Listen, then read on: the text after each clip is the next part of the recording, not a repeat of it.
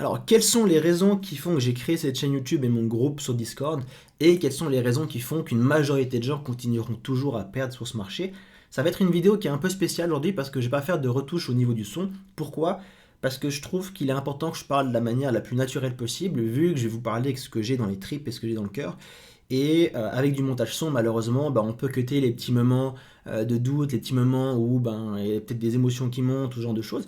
Et du coup, vu qu'il faut faire une vidéo qui est la plus naturelle possible, je vais rien cutter. Je vais laisser les passages où peut-être je bug, où il y a des petits blancs, pour m'en excuser d'avance. Mais voilà, c'est dans la démarche d'être le plus sincère et d'être le plus naturel possible. Donc, les premières raisons qui font que j'ai créé cette chaîne YouTube, elles sont pas hyper compliquées. Moi, je suis une personne qui vient d'une famille qui est très peu aisée, d'accord? Mon frère et moi, parce que j'ai un grand frère, on est les premiers à avoir fait l'université, avoir été diplômés d'un bachelor, d'un master, de très hautes études. Et on sait ce que c'est que de venir d'un milieu qui est, entre guillemets, défavorisé. Donc, c'est-à-dire la réalité qu'énormément de gens vivent, ou ont vécu en tout cas, s'ils en sont sortis, et j'espère que c'est votre cas, c'est la situation dans laquelle on stresse parce que les fins de mois peuvent être difficiles, parce qu'on n'a pas la joie de pouvoir partir en vacances chaque année, de pouvoir se faire simplement des restaurants, ce genre de choses, et qu'on est toujours obligé de penser à la suite. On ne vit pas, on est en mode survie. Voilà, ça je l'ai connu durant très très longtemps, j'en suis sorti il y a un petit moment et je suis très content aussi de ça. Et pour moi, c'est hyper important de pouvoir aider également des gens qui sont dans la même situation, parce que c'est malheureusement une majorité de gens qui vivent cela. Donc mon travail à moi, ceux qui me connaissent un petit peu, vous savez, j'ai commencé d'abord, et c'est normal, c'est le métier qui le veut, par faire du conseil à des professionnels, donc des gestionnaires de fortune, des fonds de placement, des gens qui sont déjà aisés. Mais ça, c'est pas mon ADN. C'est pas mon ADN, c'est pas mon cœur de métier, entre guillemets, comme je l'appelle. Je trouve hyper utile et obligatoire d'avoir un aspect positif sur la vie de gens dont justement ça va changer la vie. Et ceux dont ça va changer la vie, c'est exactement les gens qui sont dans la situation dans laquelle j'étais et que j'ai énoncé il y a quelques secondes. Et ça, c'est ce qui me fait sentir le mieux, c'est ce qui me donne le plus de motivation, d'énergie et de force de travail. C'est-à-dire me battre, donner toute vraiment ma sueur, mon énergie, ma patience aussi, parce qu'il faut répéter toujours les mêmes choses, c'est pas forcément facile tout le temps. Faut répéter tout le temps, faut rassurer les gens, etc. Donc je le fais avec grand plaisir. Il y a des fois où forcément c'est un peu plus saoulant, mais c'est le jeu. Et je trouve tellement mieux et tellement bienfaiteur, même au niveau de moi, comment je me sens, de me dire que je le fais pour des gens dont ça peut changer littéralement la vie, et pas des gens chez qui ça va leur rajouter un zéro sur le compte alors qu'ils ont déjà beaucoup d'argent de côté, ça va juste faire du rendement. Voilà. Et c'est ça qui est génial, c'est que sur le groupe, on est à peu près 1700 là sur le groupe Discord, groupe privé et groupe public tout confondu. Et il y a pas mal de gens qui m'envoient des mails, qui me disent un petit peu leur profil. Et c'est vrai que la majorité sont quand même des gens dont ça change vraiment le quotidien. On a tout, hein, on a des gens qui ont un portefeuille à 2000 € et le plus grand a un portefeuille à 3000 et 3,5 millions. Donc on a vraiment tout, on a de la personne qui est vraiment, entre guillemets, de la classe moyenne, classe ouvrière même, et la personne qui est hyper aisée, qui d'ailleurs est très connue en France, mais je dévoilerai pas le nom forcément.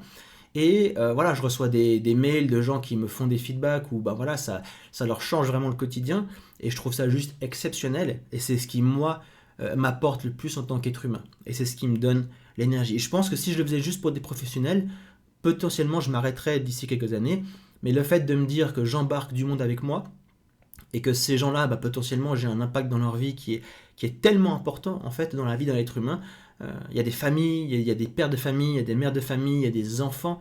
Me dire que tout ce petit monde-là, justement, je suis conscient que je les porte sur les épaules en quelque sorte parce que vu que je fais tout le travail de dire allez à gauche, allez à droite, là on fait ci, là on fait ça en prenant mes responsabilités, je sais que j'ai sur les épaules potentiellement des centaines de familles qui comptent sur moi et qui sont aussi, et c'est la réalité du marché, qui sont surexposées au marché parce que on le dit de manière théorique, oui, oui, il faut mettre de l'argent seulement qu'on est prêt à perdre, mais le terrain est très différent de la théorie. Et sur le terrain, c'est le cas de personne. C'est le cas de personne, ou en tout cas une minorité de gens. La plupart, moi y compris, on est tous surexposés parce que on veut faire des gains et on met trop d'argent sur les marchés. Ça, c'est une réalité qu'il faut connaître, que moi je connais, que je n'oublie pas et que j'incorpore justement dans cette responsabilité que je vous dis et que je vous décris.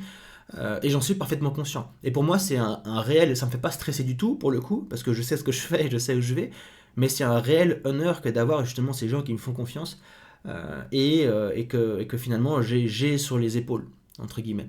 Voilà. Et donc moi, c'est ce qui me crée le plus de bonheur, c'est ce qui fait que le soir, je me couche bien, que je dors bien, que je me lève content, que je m'endors content.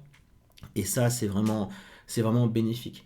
La réalité, on l'a vu, et je vais la redire également, c'est que justement, il y a à peu près 90% des gens qui perdent. Ça, c'est un rapport de l'AMF qui est de 2014. Sur le trading de CFD et de Forex, on ne parle même pas de la crypto, 9 personnes sur 10 perdent.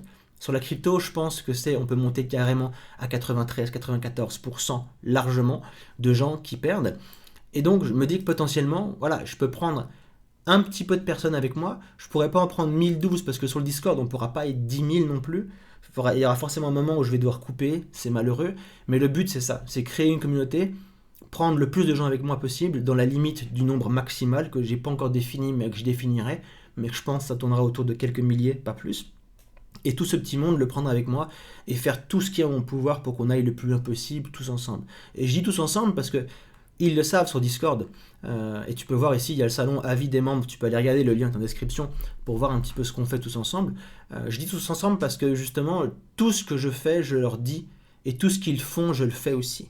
Donc on est vraiment dans le même bateau. C'est pas moi qui dis faites ci, faites ça, et puis à la fin, cherchez, faites vos propres recherches parce que je suis pas conseiller d'investissement. Non, je le suis conseiller d'investissement. Donc je prends mes responsabilités, je porte mes couilles, comme on dit. Et du coup, ben voilà. L'honneur sera pour moi à la fin, mais la colère peut aussi être pour moi à la fin. Donc du coup, on fait tous la même chose. Et si on coule, je coule avec eux. Et si on réussit, eh ben, je réussis avec tout le monde et vice-versa. Et ça, c'est génial. Ça donne une vraie communauté qui est hyper soudée. Et ça, c'est également, du coup, la première raison qui font que 90% des gens, voire même plus, perdent de l'argent. Parce qu'il faut des compétences qui sont vraiment en béton armé. Les compétences, malheureusement, quand on regarde les réseaux, il y a beaucoup de choses où on parle de meme coin, de faire des 300% en 3 jours, etc., etc. Mais le marché crypto est bien plus complexe que ça. C'est le marché le plus difficile au monde, en réalité. Je le dis au groupe, et ça c'est quelque chose que je leur dis très souvent sur Discord, la crypto, ce sont les JO vraiment des marchés financiers. Vous voulez un marché hyper simple sur lequel vous ne perdrez jamais d'argent, vous allez sur le S&P 500, le Nasdaq, en spot, vous achetez et vous attendez. L'indice se cassera jamais la gueule, il y aura des récessions, il y aura des bear markets, mais il finira toujours par faire des plus hauts. Et le moment où il se crache, c'est que le monde part en fumée, et là vous serez plus inquiet sur comment bouffer que plutôt j'ai mis 1000 balles sur du SP500. Donc là, vous ne perdez pas d'argent. La crypto, c'est autrement plus compliqué. C'est plus volatile, c'est plus jeune, c'est plus manipulé. Les structures de marché ne sont pas respectées le plus souvent, etc., etc. Psychologiquement, on va en parler, c'est très difficile aussi. Donc voilà, c'est comme si vous commenciez l'athlétisme demain et que je vous disais la semaine prochaine, vous allez au JO pour un relais 4x100. Eh bien, vous pouvez être sûr que dans le 4x100, vous allez vouloir être entouré de 3 athlètes avec vous, mais vous savez que vous allez tirer la bourre par le bas. Ça va être vous le boulet en fait sur le 4x100. Bah, ça pourrait pareil sur le marché crypto, si on reste honnête. Les compétences, c'est 1. Maîtriser la macroéconomie sur le bout des doigts, maîtriser les analyses financières, maîtriser les analyses techniques, etc., etc. Pas que le fondamental, pas que regarder le vesting, non, il y a des choses qui sont beaucoup plus complexes que ça. Et pour ceux qui ne l'ont pas vu, si vous voulez aller voir, vous pouvez aller dans Accueil. Ici, il y a un live que j'ai fait de manière publique, alors que normalement c'est privé. Juste ici, tu peux aller le voir, il dure à peu près 2 heures, et je t'énonce un petit peu tous les trucs qu'il faut regarder pour t'en sortir sur les marchés, en tout cas à l'heure actuelle. Et si tu remontes un tout petit peu, tu peux aller voir ici l'analyse de NIR, c'est l'analyse financière pour le coup, où j'analyse les ratios financiers de base pour démontrer que NIR n'est pas une bonne crypto sur laquelle t'exposer à l'heure actuelle, et ce depuis le 18 avril. Tu peux voir la date, elle est juste ici, il n'y a pas de triche. 18 avril 2025, j'énonçais pourquoi NIR n'était pas une bonne crypto. Je te laisse aller voir le graphique du NIR depuis et le comparer aux altcoins qui globalement performent sur ce marché, SUI, AAVE, Uniswap, Ethereum et compagnie, et tu comprendras pourquoi le NIR sous-performe malgré que tout le monde en parle, malgré que ce soit un leader narratif comme on l'appelle, et malgré que des bons influenceurs le mettent en avant. Ceci explique pourquoi il ne s'en sort pas. Et malheureusement, l'analyse financière, c'est quelque chose qui est hyper important et que personne ne fait sur ce marché crypto, alors qu'il faut le faire également. Donc ça, tout ça, je le mets au titre de compétences. Et justement, il faut t'entourer de gens qui ont ces compétences. Ça, c'est le premier point. Le deuxième point, c'est la psychologie. La psychologie, alors sur la crypto, est encore plus difficile que sur le reste. Pourquoi ? Parce que généralement, nous, ce qu'on veut, c'est de la hausse, parce qu'on achète bas et on veut revendre haut. Mais quand vous regardez globalement les périodes de hausse, apparemment, c'est une statistique, je ne l'ai pas vérifiée, mais c'est une stat qui est assez populaire, donc je suppose qu'elle est vraie et ça se voit plus ou moins sur le graphique. 20% du temps, le prix connaît une résolution haussière.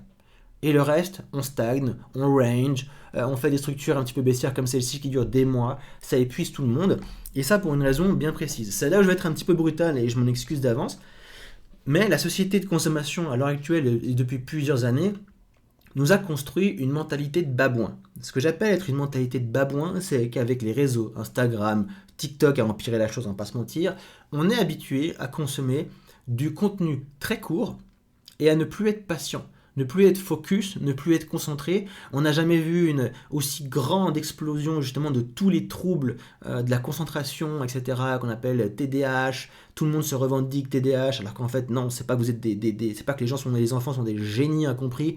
Ils n'arrivent pas à se concentrer parce que ils n'ont pas appris.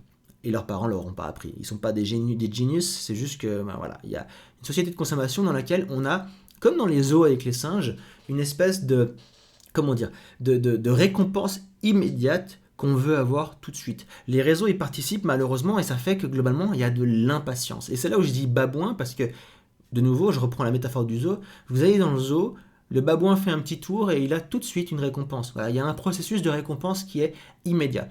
Les réseaux, à l'heure actuelle, quand vous regardez des réels, TikTok, Instagram ou autres, des posts sur Twitter, tout est fait pour justement avoir quelque chose d'immédiat. Twitter, un petit post, oups, voilà, typiquement un petit bug en direct, là j'ai balancé mon clavier. Twitter, vous allez sur Twitter, vous lisez un petit post, c'est maximum, je sais pas combien de mots, c'est très court, un paragraphe, deux paragraphes, allez, trois maximum. Vous allez sur TikTok, vous allez sur Instagram, c'est la même chose. Contenu que les gens bouffent à longueur de journée sont des réels qui durent quelques dizaines de secondes maximum. Regardez de manière efficiente une vidéo qui dure 30 minutes, 45 minutes sur un sujet compliqué, les gens décrochent et font autre chose après 2 minutes. Vous lisez un livre, je mets au défi tout le monde de lire 40 pages d'affilée sans faire autre chose, sans regarder le téléphone, sans aller faire un petit tour, sans se déconcentrer. Ça devient extrêmement difficile parce que, mine de rien, la société, ce qu'elle nous a créé, c'est justement un système de récompense immédiate et non pas de patience, attendre, se perfectionner, se concentrer.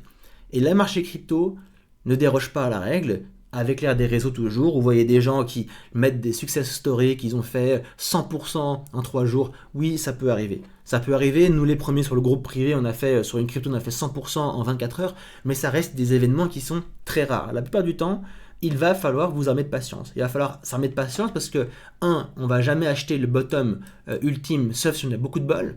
On peut acheter le bottom ultime, mais le marché range et justement nous rend fou pendant pas mal de temps. Petit exemple, on peut le prendre ici. Imaginez que vous aviez acheté juste ici, sur cette mèche de liquidation, le Bitcoin aux alentours des 80 000 $. Vous deviez quand même attendre quasiment 45 jours avant d'avoir une résolution du prix qui soit haussière, alors que au niveau du prix en lui-même, vous étiez très proche du bottom. Mais au niveau temps, vous ne l'étiez pas. Et c'est là où la psychologie des gens est vraiment mise à mal, parce qu'il y a un manque de patience. Ça, c'est Warren Buffett qui le disait, tous les investisseurs qui sont patients réussiront. Et la majorité n'est pas patiente. Donc ça, c'est un autre point qui malheureusement peut s'apprendre, mais généralement, soit vous le développez vraiment bien, soit vous n'y arrivez pas. C'est un petit peu, soit tu l'as pas, quoi. Vraiment, c'est un petit peu ça. Il y a des gens qui ne l'auront jamais et qui malheureusement perdront. Et justement, cette deuxième raison, je vais la lier à la troisième parce qu'il y a une solution qu'on peut trouver à ça, c'est l'accompagnement. Ça, pour moi, c'est la troisième solution, c'est de se dire de manière objective, très bien, je reconnais que je n'ai pas encore la psychologie, je l'aurai, mais je ne l'ai pas encore, la psychologie pour tenir ce genre de marché. Je n'ai pas les compétences, et ça, c'est normal. Attention, je ne jette pas la pierre aux gens, c'est normal parce que c'est pas votre métier. Vous avez un métier, vous avez une occupation, vous n'avez pas forcément le temps d'apprendre là-dedans parce que ça requiert beaucoup de temps pour apprendre tous les principes, pour les pratiquer, pour regarder vos charts, reprendre des exemples historiques, les faire en direct. Ça requiert du temps devant les graphes que peut-être les gens n'ont pas parce que soit ils n'ont pas envie de prendre ce temps, ce que je peux comprendre, soit ils ne peuvent pas parce qu'ils ont un métier, il y a une famille, il y a des enfants, il y a une femme, on n'a pas le temps de se consacrer à ça à 100%. Et c'est pour ça que dans ce genre de cas, il faut juste avoir de manière objective le courage simplement de se dire effectivement ces compétences, je les ai pas à 100%, mais c'est pas grave, c'est pas mon métier. D'accord ? Mais par contre, je vais trouver quelqu'un dont c'est le métier, ou alors quelqu'un qui maîtrise bien le sujet, et je vais pouvoir, entre guillemets, pomper ses connaissances. Voilà, ni plus ni moins, on va le dire tel qu'il faut le dire, je vais pouvoir pomper ses connaissances. Et ça, c'est lié à cette troisième raison que je vous mentionnais il y a quelques secondes, qui est l'accompagnement. Je vais m'entourer de gens qui justement sont propices à me faire évoluer dans le bon sens. Et quand je dis l'accompagnement, ça peut être tout. Ça peut être les gens que vous suivez sur les réseaux, ça peut être des gens qui vous accompagnent au jour le jour dans votre vie, d'accord ?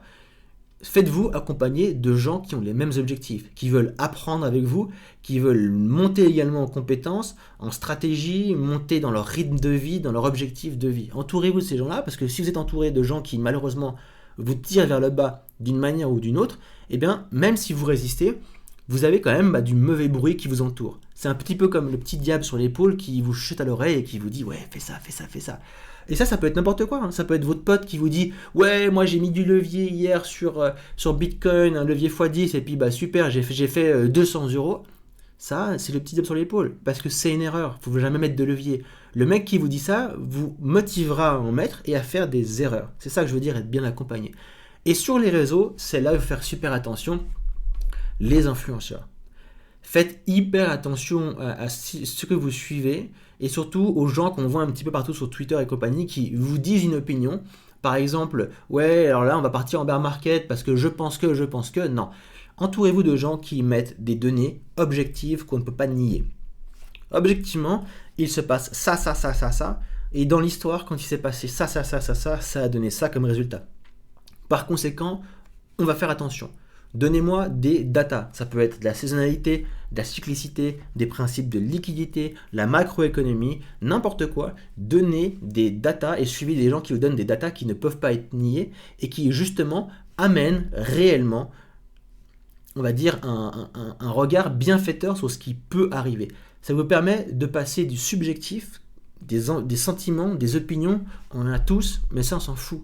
Il faut être objectif, on veut des faits. Faits que par exemple, je vais vous donner un exemple, c'est quand il y a eu déclaration de guerre d'Israël en Iran. Voilà. Les gens ont paniqué, le marché a paniqué pendant une semaine, 2 semaines, et se poser la question sur le groupe, effectivement, mais on fait quoi? Est-ce qu'on vend parce qu'il y a des menaces de fermeture du détroit d'Ormuz et compagnie? Et j'ai fait une vidéo à l'époque de 20-25 minutes pour démontrer au groupe privé que justement, les cas de guerre, dans l'histoire, ont eu plus ou moins des effets variés sur l'économie. Ça peut amener à un plongeon de l'économie, ça peut amener à une expansion de l'économie dans des conditions bien précises. Donc on a regardé ces conditions et on a vu qu'on était dans le cas typique où justement ça amène à une expansion économique et où les marchés profitent de la guerre. Par conséquent, on a vu des exemples historiques où c'est arrivé au moins une dizaine de fois et à chaque fois, pendant une dizaine de fois, on a eu 1 semaine, 2 semaines effectivement de correction parce que le prix a besoin de digérer cette nouvelle et ensuite on a eu une résolution qui était haussière. Ça on l'a vu, ça nous a permis de nous rassurer sur le principe que ok, ceci est déjà arrivé, l'Iran a menacé déjà au moins 10 fois de fermer le détroit, ils l'ont jamais fait, et la fois où ils étaient prêts à le faire, même la France et l'Angleterre ont envoyé des navires de guerre pour empêcher tout blocus. Voilà, donc finalement ce sont des menaces qui amènent de l'incertitude. Mais on a vu globalement qu'au niveau macroéconomique, ça amène à une augmentation du PIB parce que toutes les boîtes participent justement à l'effort de guerre, etc. etc. Et globalement, toutes les conditions étaient mises sur la table pour qu'on ait une résolution haussière. Il y a eu beaucoup de panique à ce moment-là sur le marché et on a eu une résolution qui était haussière, c'est pas un problème, il s'est passé exactement ce qui suit. Et ça, c'est aussi une raison pour laquelle il y a cette communauté qui est là en place. Forcément, là je parle de la mienne parce que c'est aussi l'ambition que j'ai, et je finirai par là, c'est de créer la meilleure communauté francophone au niveau de la crypto. Mais c'est aussi ça l'accompagnement. L'accompagnement, c'est être avec des gens, et je vais parler pour le coup plutôt du groupe privé, parce que forcément le groupe privé, vu qu'on voit beaucoup de choses ensemble, tout le monde monte en compétences au même moment. Et donc, vous avez des gens qui deviennent, des centaines de personnes, qui deviennent de mieux en mieux informés, avec des meilleurs réflexes, des meilleures décisions, des meilleures opinions et des meilleures manières de réfléchir. Et donc, quand vous avez un qui forcément n'est pas forcément rassuré, qui a peur, qui panique, vous en avez 500 à côté qui arrivent et qui peuvent rassurer et dire « Non mais attends, regarde, là il s'est passé ça, là il y a ça, là il y a ça, il y a ça ». Et ça évite que les gens prennent peur et prennent des décisions, qui ne sont pas les bonnes pour leur avenir économique, pour leur prise de décision à l'instant T sur le marché, et ça leur évite de faire des pertes. Et c'est là où l'accompagnement prend tout son sens quand on rentre dans une communauté qui est vraiment bienfaitrice. Et c'est ça qu'il faut construire. Et ça, c'est d'ailleurs le dernier point, et je finirai par là. Je vous l'ai dit, moi j'ai à cœur d'aider énormément de monde, c'est mon but principal, c'est ça qui me fait bien dormir la nuit. Bien entendu, bah, voilà, pour ça je suis un peu de droite, vous m'excuserez. Je considère que bah, mes compétences et mon travail méritent un minimum de participation, c'est pour ça que je fais payer un abonnement qui est très en deçà de sa valeur réelle, et ça je le réalise, hein, c'est pas moi qui calcule mal l'abonnement, je sais que le prix que je fais est largement trop peu élevé par rapport à ce que je donne, je le sais mais c'est fait exprès. C'est fait exprès pour que justement tout le monde puisse venir, même les petits portefeuilles. Voilà, c'est la raison pour laquelle je fais un abonnement qui est très peu cher et qui est même beaucoup moins cher que ce qu'on voit à côté, avec une qualité qui est totalement différente. Mais l'ambition, elle est aussi un petit peu différente. Je vous ai dit, moi je pourrais accueillir quelques milliers de personnes maximum. J'ai pas l'ambition d'avoir une chaîne à 200 000 followers ou autre. J'ai pas l'ambition d'être dans la fame et dans la lumière. Je n'ai rien à foutre, sinon je ferais pas une chaîne anonyme. C'est pas ça que je veux. Moi, ce que je veux, c'est juste pouvoir aider un petit peu les gens et contribuer à l'effort de guerre. Mettre ma pierre à l'édifice et me dire que j'aide des gens et que potentiellement leur vie peut, pour certains en tout cas, même beaucoup, prendre un autre virage et une autre trajectoire. Mais il y a aussi une dernière chose qui est hyper importante et qui est l'ambition. Moi, j'ai toujours été éduqué par mes parents de la manière suivante, c'est-à-dire tu y vas et tu te donnes un fond. Tu te donnes à fond tout le temps, dans le sport, dans les études, tu y vas et mon père me faisait tout pour que je sois toujours premier. Voilà, si j'étais pas premier, il fallait chercher l'erreur. Ou pourquoi t'as pas été premier mon fils? Qu'est-ce qu'il y a eu là? Nanana. Quand j'avais une bonne note à l'école, il demandait quelles étaient les notes des autres collègues. Et si tout le monde avait eu des bonnes notes, ben non, bah ok, t'as eu une excellente note, ben c'est juste que c'était facile parce que tout le monde avait réussi. Par contre, si j'avais une note moyenne, mais que tout le monde s'était écrasé la gueule, et ben là, il me félicitait. Parce qu'il dit, ok, si tout le monde s'est cassé la gueule, c'est que c'était vraiment difficile, et si t'as mieux réussi, c'est que là, forcément, t'étais le meilleur. Voilà, donc c'est un peu comme ça que j'ai été éduqué. Et ça, je l'ai gardé. Ça, je l'ai gardé, cette espèce de challenge, cette compétitivité. Et moi, j'ai vraiment envie qu'on soit la meilleure communauté francophone et qu'on explose tout le monde. Il y a des communautés, d'accord? Il y a des gens qui sont dans mon groupe et qui, évidemment, sont aussi dans d'autres communautés, c'est pas un souci. Mais j'ai envie que la nôtre, on puisse défoncer tout le monde. Voilà, ça c'est le dernier truc. Le challenge, la compétition, l'ambition, je veux qu'on monte le plus haut possible et qu'on défonce la concurrence. Qu'il n'y ait même pas de comparaison possible. Que quand on regarde, on se dise, ok, la communauté Atreides, ok, une autre, ouais, bon, non, il n'y a pas photo, ciao. Voilà. Que les membres aient une fierté d'être dans cette communauté et que j'ai la fierté également de les avoir avec moi. Voilà, c'est tout ça ensemble. Donc, pour moi, ça donne un mélange qui est hyper bienfaiteur, qui fait qu'on a absolument tout, le côté humain, le côté ambition, le côté argent, il y a vraiment tout, il n'y a pas seulement les mauvais côtés du style juste vouloir gagner de l'argent à tout prix, non, il y a vraiment tout, l'éthique, la morale, l'accompagnement, et être vraiment un groupe soudé qui avance le plus loin possible pour des années et des années. J'ai des membres qui s'inquiètent, et je finirai réellement par là cette fois, qui m'envoient des fois des mails en me disant ouais mais est-ce que t'es pas trop fatigué de faire ça, parce que ben voilà, des fois oui il y a un peu de fatigue, parce qu'il y a beaucoup de travail de répétition et tout, mais non, c'est pas grave. Même si des fois je suis un peu fatigué, je me repose un petit coup, je me mets en off une petite journée, je reviens et il n'y a pas de souci. Je compte faire ça pour des années et des années et des années. Donc vous en faites pas, je serai là pour vous comme vous êtes là pour moi. Et voilà, merci à tous. C'est un vrai honneur d'être là pour vous, sincèrement, d'être tous ensemble. Je vous le redis, je vous dis vraiment à tous merci. Et je me réjouis de voir la suite, comment notre groupe va grandir et comment on va être vraiment très très très très très bien ensemble. Voilà. Je vous dis à tout bientôt, bon week-end, lundi pour la prochaine vidéo. C'était Atreides, bonne journée, bye bye.